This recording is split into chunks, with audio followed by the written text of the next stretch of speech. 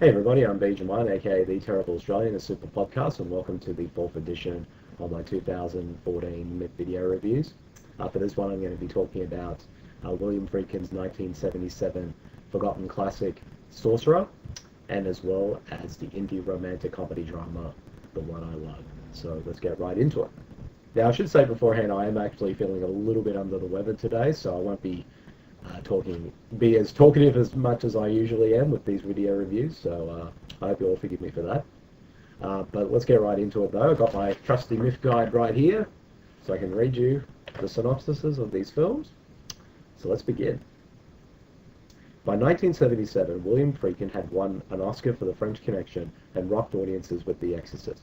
That year he released Sorcerer, a reinterpretation of Henri Georges Clouzot's, sorry if I butchered his name, The Wages of Fear. That was panned as an expensive flop and buried when it premiered in the shadow of Star Wars. The story involves four men transporting a volatile dynamite across hostile Central American terrain, starring Roy Scheider with the synth score by Tangerine Dream. The film's iconic sequence, the explosive-laden truck crossing a rickety rope bridge, has become a cinematic legend for its real-life risk, and the film itself remains jaw-dropping as ever. Now, I've never seen this film before. This is my first watch of it, but I know it's been released on Blu-ray for the first time over in the US, and I was sort of umming and ahhing to blind buy it, and I was going to anyway, but then when I found out that MIFF was going to be playing the new print of the film at the festival, I thought, this would be a great chance to actually see the film on the big screen for the first time.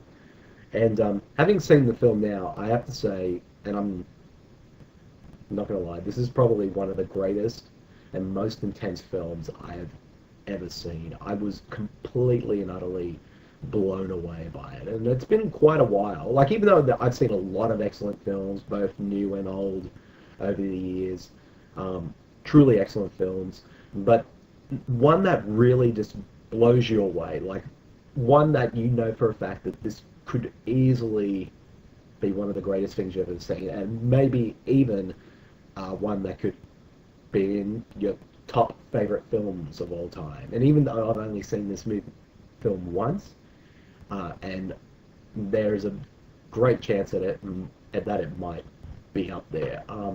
I just was absolutely blown away by this film. William Friedkin did such an amazing job with this film, and the fact that this film was made is astonishing. Like, it's an insane movie when you kind of think about it. Just like it said, I mentioned in the synopsis, the sort of the trucks just going over the rope bridge was an astonishing and intense sequence, and the fact that they did it for real, and this is like no special effects whatsoever. This is pre-CGI and all that type of stuff.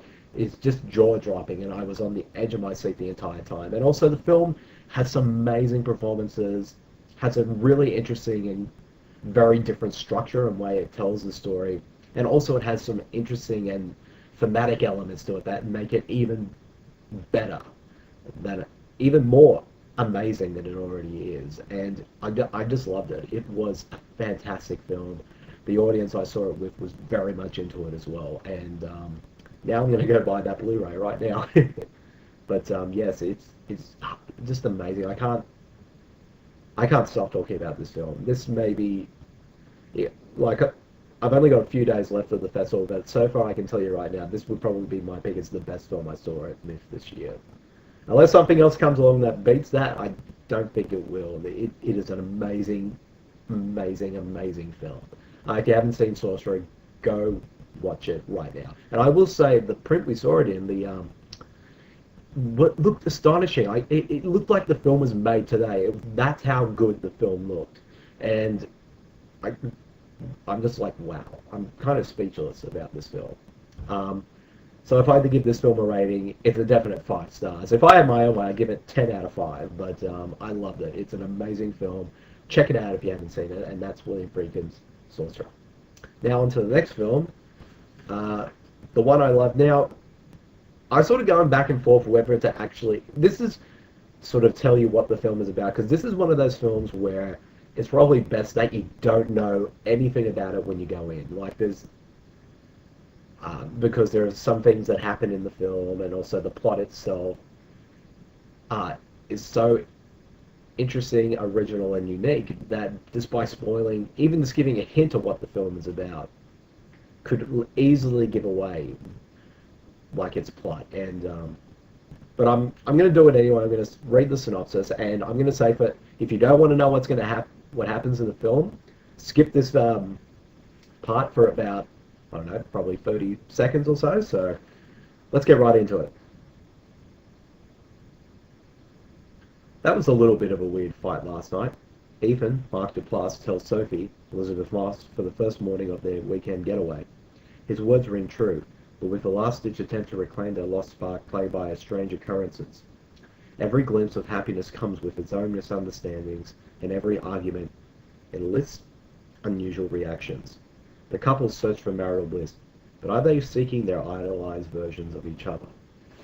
Like, even reading that, it doesn't really give away too much, but even then I wouldn't, if, if I were you, I would not know anything about this film at all.